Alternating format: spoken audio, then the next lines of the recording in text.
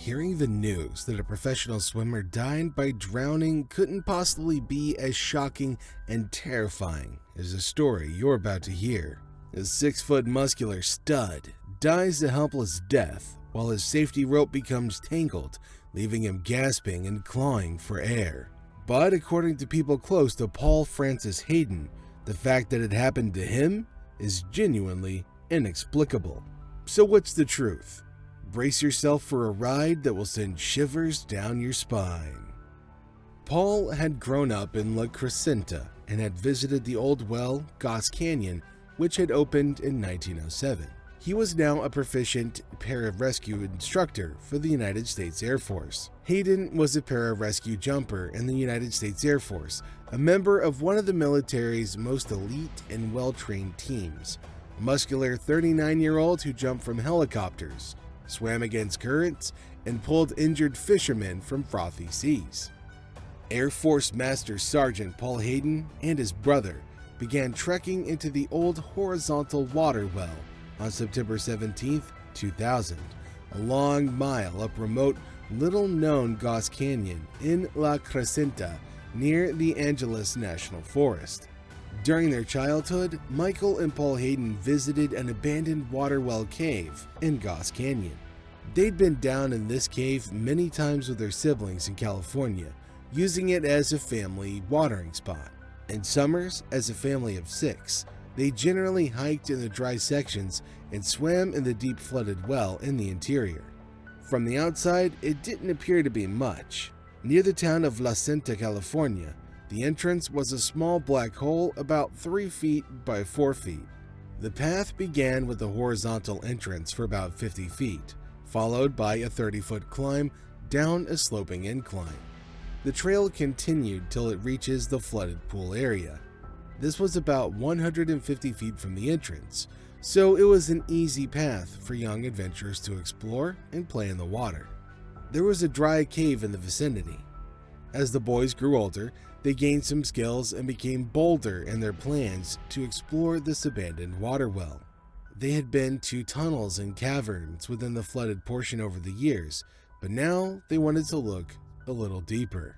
Paul Hayden planned to go further than ever before on this expedition, avoiding sumps hundreds of feet deep in the old well. They came across the water about 150 feet in. At around 11 a.m., Paul Hayden entered the cavern using an abandoned well shaft, crawled roughly 15 meters along the tunnel, and then 9 meters down a hill to reach a water-filled area. He swiftly pulled himself through that rocky path and prepared to begin his dive by tying a rope to the edge of the water to serve as a guideline. He was excited about the adventure that he'd been planning for some time. His primary source of light was a waterproof video camera lamp, although he should have prepared more cautiously for a dive like that. He informed his brother that he had 2 hours of air remaining and that he should seek help if he did not return within that time. The brothers devised a method of communicating using the rope tether linked to a boulder in the main cave. Michael would give the rope a couple of tugs to check on Paul's condition. Paul would then tug a couple of times to signal that he was fine. Things appeared to be going well. The lead was being pulled down as expected, and Michael continued to feed the rope linked out for his brother. He had tugged a few times, and Paul had responded after about 20 minutes. He pulled twice and waited for a reply. This time there was nothing. He pulled again, but found the line to be tight. But after those 20 minutes, things went horribly wrong. His brother could no longer move the line, and when he did not respond to tugs on the rope, he looked for help, calling authorities at 1:20 p.m. in a frantic and terrified state, worried out of his mind that something bad must have happened to his brother.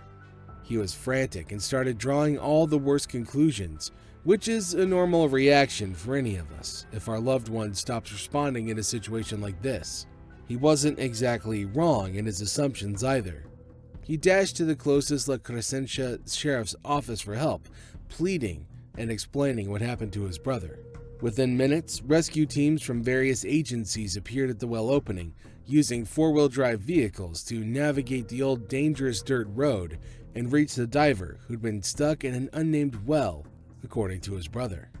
At about 3:45 p.m., rescue diver Mark Lonsdale who was determined to find the man's brother, discovered Sergeant Paul's body in a tiny horizontal channel between a rock and a steel beam. The body was stuck roughly 185 feet into the flooded portion and more than 400 feet from the entrance, which horrified the diver. His regulators remained attached, indicating that he had most likely run out of air before becoming trapped. Hayden's body was recovered in a 1-meter diameter tunnel directly beneath a gas pocket, which is too narrow of a space for a 6-foot man. Hayden put his head into the gas pocket and pulled his regulator from his lips, according to the footage found from his camera, which indicated he might have inhaled some toxic poisonous gases, which are accumulated in old caves. The camera then captured a fall to the ground with no additional movement. Hayden's body was discovered with 170 bars of pressure in his air cylinder. This cave has natural erosion and water buildup tunnels, as well as shafts from the surface for water access. Because the well had been abandoned for a long time, the tunnels and shafts were flooded, and the air had been long stagnant. There were 100-foot deep sump pumps, and between them were tunnels filled with water that linked to other cave sections. The original well shafts were built out at the water level, resulting in a small 3 feet by 3 feet space where the water could be accessible via pipes from the surface. Those pipes had long since been removed. The narrow pipe regions above were filled with dirt and rock. The organic matter emitted decomposition gases into the chamber below, and water erosion of the stone also supplied gases. After swimming through caves and tunnels in the front area, he arrived at one of the shafts. It was barely 3 feet broad within the shaft, making it a little tight for Paul's body. With a scuba tank on his back, he could see the silvery reflection of the surface above. When he stared up with his camera light, there was an air pocket at the top of the shaft. Hayden was a skilled open water diver and member of an elite Air Force rescue squad, but he lacked cave diving training and certification, so his death in a cave is full of irony and is about as mysterious as it gets. Because if someone was a novice diver, such an accident might not make any sense, but a very experienced diver who'd been to the very cave more than once makes everything more twisted and complicated. He knew from previous experience that air pockets in caves can be quite deadly. His family reported that he always kept a lighter in his pocket to test the oxygen concentration of the air before removing his regulator. He didn't on this particular day. His camera captured the moment he stepped into the gas pocket, with the view up the shaft lit by his camera light. He then took a breath while removing the regulator from his mouth. The video shows the shaft's wall and then submersion in water. He made no attempt to replace the regulator in his mouth, indicating that he was completely disabled. Paul sinks to the bottom of the shaft and does not move further. It took only a few moments from regulator removal to submersion. So what happened to Paul? I'm sure if you're diving with a full tank of air, you feel relaxed checking the pocket. If it smells unpleasant or feels stifling, just put your regulator back in your mouth and keep going. Unfortunately, it's not that straightforward. A single breath of air containing more than 10% carbon dioxide causes unconsciousness. This is due to carbon dioxide poisoning. Normally, carbon dioxide makes up about 0.4% of the air we breathe. When the air in our lungs comes into contact with carbon dioxide-rich venous blood, it quickly exits the blood and enters the air, where it has a much lower concentration. When the concentration of CO2 in the lung air is more than 100 times higher than that in the blood, CO2 will rapidly push into the bloodstream in less than 1 second. Normally, gases move in the direction of highest concentration to lowest concentration, removing carbon dioxide from the body. In this case, the high concentration of CO2 in the air reverses the direction of diffusion. Extremely high levels of carbon dioxide in the blood cause acute respiratory acidosis, in which the blood becomes highly acidic and fatal. If this type of gas exposure occurred in an industrial setting, coworkers may be able to get you out of the perilous situation. Oxygen can be supplied and emergency medical assistance can begin immediately. But when trapped in a tunnel of water, The entire tank of air that was sinking with him proved ineffective. He slipped into the sea and perished in a matter of minutes or seconds. At that time, there was nothing anyone could do. After Paul left, his brother would have been pulling his line with no response. This type of tragedy serves as an urgent warning that even the most well-trained and physically strong individuals can still perish in an instant. When his co-workers at Davis-Monthan Air Force Base in Tucson, Arizona learned of the accident, they were taken aback. Hayden, a full-time pararescue instructor known for his caution and reserve, joined the Air Force's equivalent of the Navy SEALs in 1986. Paul was not a thrill-seeker, stated Colonel Kent Clark, his commanding officer. He was extremely careful.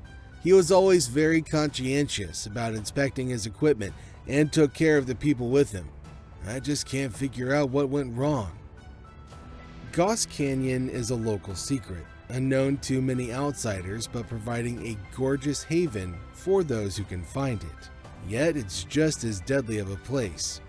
A well buried within the canyon's sheer granite walls was opened in 1915 and has long since been abandoned. Hayden and his 6 siblings grew up in La Crescenta and transformed the well into a summer hangout, swimming and diving in the pools and exploring the various tunnels and caves that reach hundreds of feet underground, according to Hayden's mother. So how can someone who knows the well as good as the back of his hand get stuck and die in there like a novice diver who's never done such expeditions? According to Scott Carrier of the Los Angeles County Coroner's Office, Hayden, whose head was above the water's surface, drowned from a lack of oxygen. Carrier couldn't say whether Hayden had asphyxiated from breathing carbon dioxide-laced air, but he did know Hayden's diving tank was still full.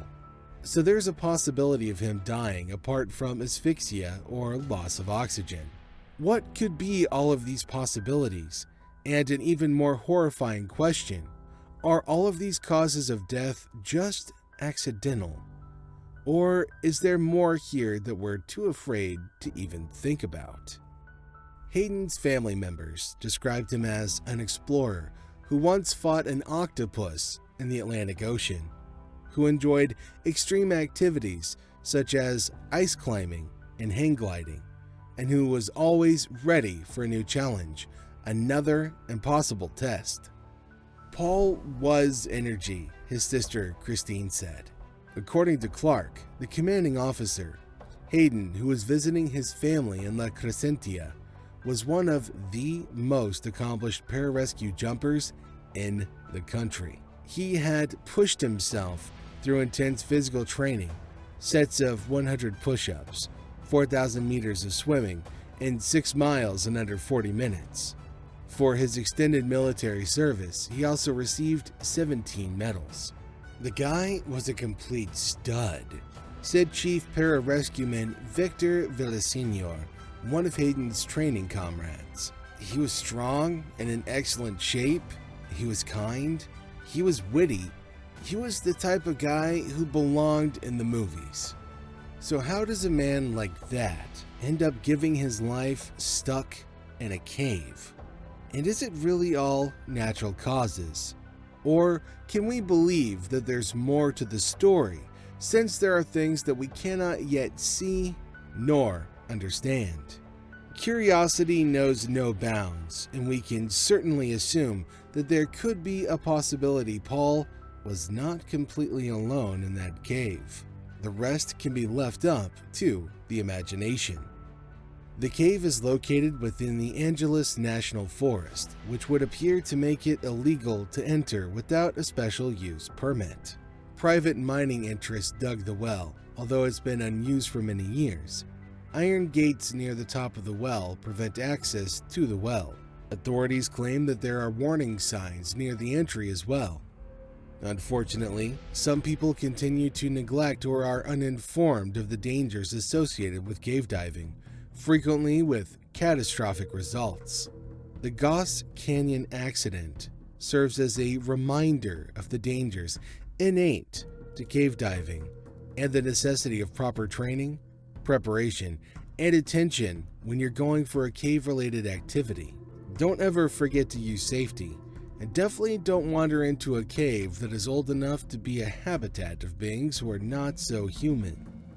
After a childhood spent exploring this cave with family, after untold numbers of adventures and experiences, how could someone so highly trained die of such a death?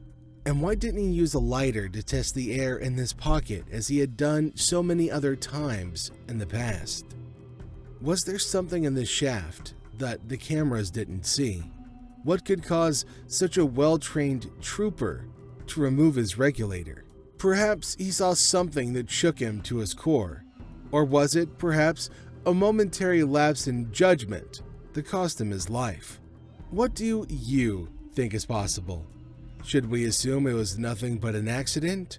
Or is there more to this story?